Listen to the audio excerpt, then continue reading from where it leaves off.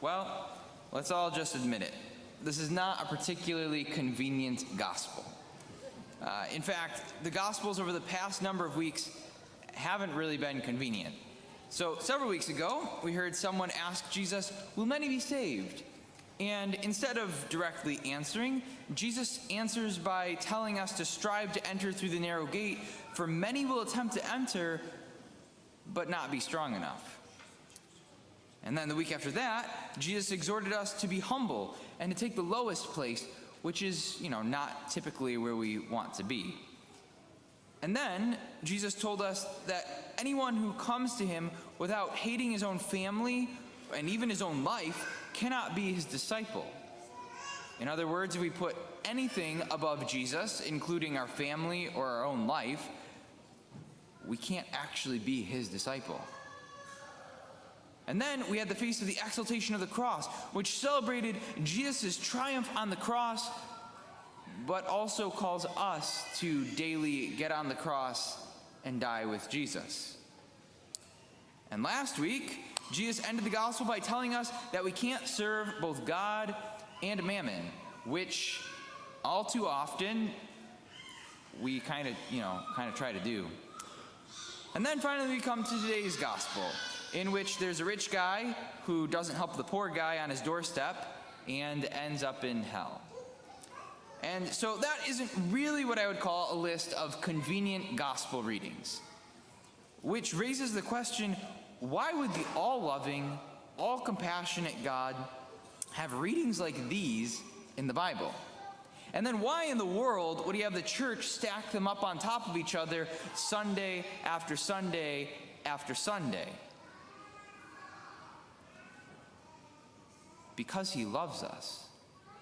Because, see, God, over these past weeks, has been inviting us to be transformed in his life and his love. Like his desire, the desire on his heart, the reason why he created you and me was so that you and I could enter into his own divine life. And we just don't realize the goodness of what that is. See, the Father pours everything he has into his Son. He's the fullness of life. He's the fullness of goodness. He has everything, and he pours it all to the Son. And the Son receives that all and then gives it all back. And it's such a dynamic, real, powerful love that the Holy Spirit is the person of their love. And it's this explosive, dynamic reality that when the saints or when Catholics or Christians throughout the ages have gotten just a taste on this side of the veil, they're just ruined. St. Paul is I'm happy that I'm able to be here with you because it's better for your sake, but man, I wish I was in heaven because it's just so good there. And other saints have said the same thing, that God's love is so good. They're happy to be here to love the people, but they also just are they've gotten a smidge of God's love and they've tasted it and they just want more. Our hearts are just longing and pining and burning to enter this explosive dynamism of God's love. But here's the thing. To enter into that fullness, that goodness, that explosiveness demands everything. Because when the Father loves the Son loves the Father, and the Holy Spirit, and they all are just giving themselves fully to one another, they don't hold anything back. It demands everything from them, as it were. And as if we want to enter into that life, it will demand everything of us. Because you can't enter into their life and still hold on to something else. And thus, entering the life of the Trinity demands everything. And that is why the past week's Gospels have not been convenient. Because it's not convenient for God's love to demand everything from us. But God is reminding us, he's so good, he's saying, I want you to enter into my life, so I need to remind you that you can't hold on to status, you can't hold on to family, you can't hold on to your life, you can't hold on to your money, whatever. You can't hold on to that stuff and enter into what I have made you for. It demands everything.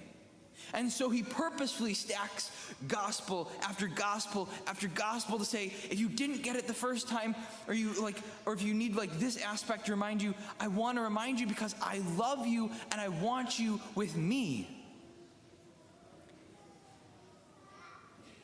God's love demands everything. And when we read today's gospel through that lens, it begins to make sense of what happened to the rich man. I mean, honestly, if you read the parable, we actually don't know that much about the rich man or Lazarus. We know that Lazarus lived at the door of the rich man, and he was pretty miserable, and he was poor. And we also know that the rich man lived a life of comfort and riches and just kind of ignored Lazarus, who literally was at his door. He had to walk past him every day. And then we find out that when they die, Lazarus goes to the bosom of Abraham, right? He goes to heaven, and the rich man goes to hell. That's pretty much what we know. So what happened? I mean, what are we supposed to draw from this? Well, let's think back to Jesus' invitation to being completely transformed in his love, which demands everything. God was inviting the rich man to enter into his own divine life, be transformed by it, and then give that love to others, including Lazarus. But the rich man refused God's invitation. If he had received the invitation, he would have listened to the scriptures. He would have realized that would have meant to enter into God's life would have meant he had to give everything to God, and he would have loved God and loved neighbor as himself. And he would have assisted Lazarus, who was literally just the neighbor right outside his door. But he didn't do that. Instead, he chose to allow comfort, riches, whatever, to become an obstacle to entering God's love. He chose not to enter God's love because it demanded everything.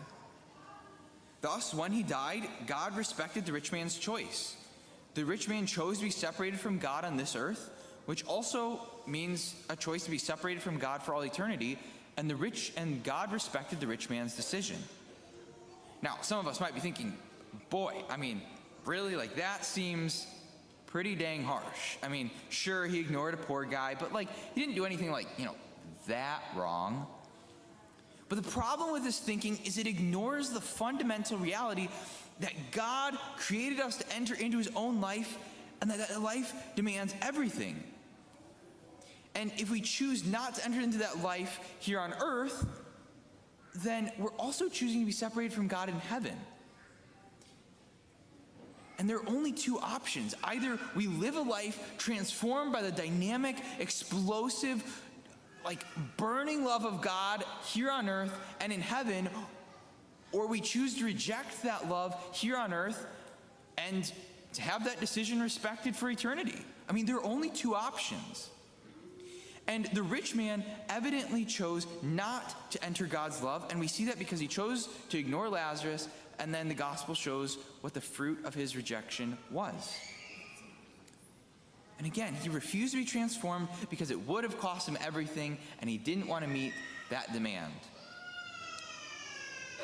But the rich man isn't the only one who faces that decision, that choice. Today, you and I are faced with the same thing. Are we going to receive God's burning love today and live for it for eternity? Or are we going to choose something less? Something that demands less of us? Now, before the alarm bells in our heads just start going off, or we start thinking of all the ways we're going to prove it to God, yeah, you know what, God? I am going to do it so good.